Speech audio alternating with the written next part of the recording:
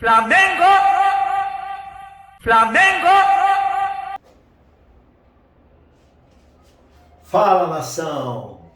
Guardem essa data. 31 de julho de 2024. Colocamos a primeira pedra para a construção do nosso estádio.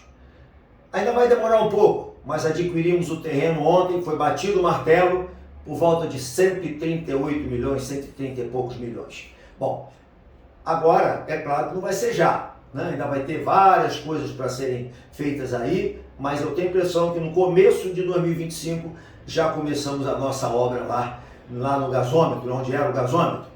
E a inauguração está prevista por volta de 2020, daqui a uns 5 anos mais ou menos, 2029, por aí, né? De preferência na data de aniversário do Flamengo, né? 15 de novembro de 2029. É essa a previsão. A obra deve ficar em torno de 1 bilhão e meio a 2 bilhões. Mas aí vão ter que dar um jeitinho, né? Patrocinadores e tal, para poder construir sem colocar o Flamengo numa situação complicada financeiramente. Bom, então foi um dia histórico para o Flamengo. E o que aconteceu mais tarde? Uma vitória sobre o Palmeiras, que cabia mais, né? Cabia mais. Eu até pensei no jogo do Vasco, eu falei, vai ser 6 dessa vez. Pô, mas era um tal de perder gol de lá, perder gol de cá, Gerson chuta por cima, o outro em cima do goleiro. Eu fiquei muito preocupado quando o Cebolinha saiu, porque o Cebolinha já vinha bem ali do lado esquerdo, junto com o Ayrton Lucas, que deu 2 arrancadas logo no começo do jogo. Aí eu não sei o que acontece, toda hora o Cebolinha joga um jogo, fica 4 do lado de fora, joga 3 jogos mais do lado de fora. Aí eu falei, estragou tudo, né? Porque a parte ofensiva do lado esquerdo ficou caída. E eu acho que é o lado mais forte do Flamengo. Aí, realmente, naquele momento, o Flamengo deu até uma caída. Mas, depois, o Luiz Araújo, que foi para lá, porque o lado dele preferido é o lado direito, né? Foi para lá, o que aconteceu? Fez um gol e ainda deu assistência para o Pedro. Ainda perdeu um gol, que ele podia ter feito, podia até ter deixado para o Pedro. Chutou, o goleiro defendeu. Mas foi 2-0, tá de bom tamanho, mas cabia mais, a gente podia ter fechado o caixão deles ontem mesmo. O Wesley no final do jogo, cara a cara com o goleiro, tenta dar pro Gabigol. Deu mal, o Gabigol se atrapalhou também, não dava, ele chegou, passou da bola, né? Mas por 3 já dava uma garantia. 2-0, é como o Pedro falou, não ganhamos nada, mas demos um passo importante. E lá também, eles também, lá não é porque joga em casa, o Flamengo vai ficar se apequenar, não, entendeu? O Flamengo é forte em qualquer lugar. Claro que no Maracanã, com a torcida junto, a gente, né? Eles que se apequenaram, né? Ficaram com medo. Eu acho que até não foi nem ficaram com medo, porque o Flamengo ficou todo em cima deles. Né? Tiveram uma chance no começo de fora da área, que o cara chutou por cima. Não me lembro de nenhuma defesa, né? Do nosso goleiro lá, do Matheus Cunha, que o Tite colocou ele como sendo goleiro da Copa do Brasil. Ficou um pouco receoso, né? Embora ele seja um bom goleiro, que o nosso titular, afinal de contas, quem é? É o Rossi, e num jogo importante joga o Matheus Cunha,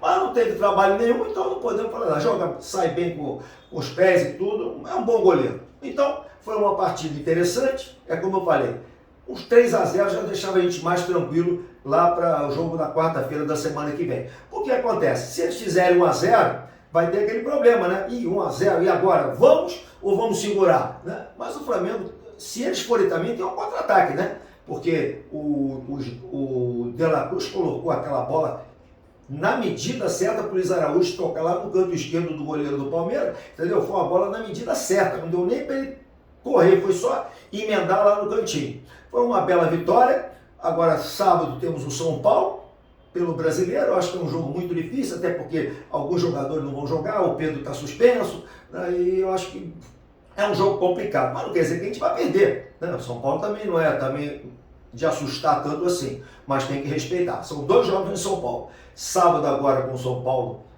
pelo Brasileiro e quarta-feira lá no Allianz Parque, também em São Paulo, contra o Palmeiras, para ver se a gente consegue mudar de fase na Copa do Brasil, né? Então vamos esperar até lá, né? E novamente vou falar, foi um domingo maravilhoso, né?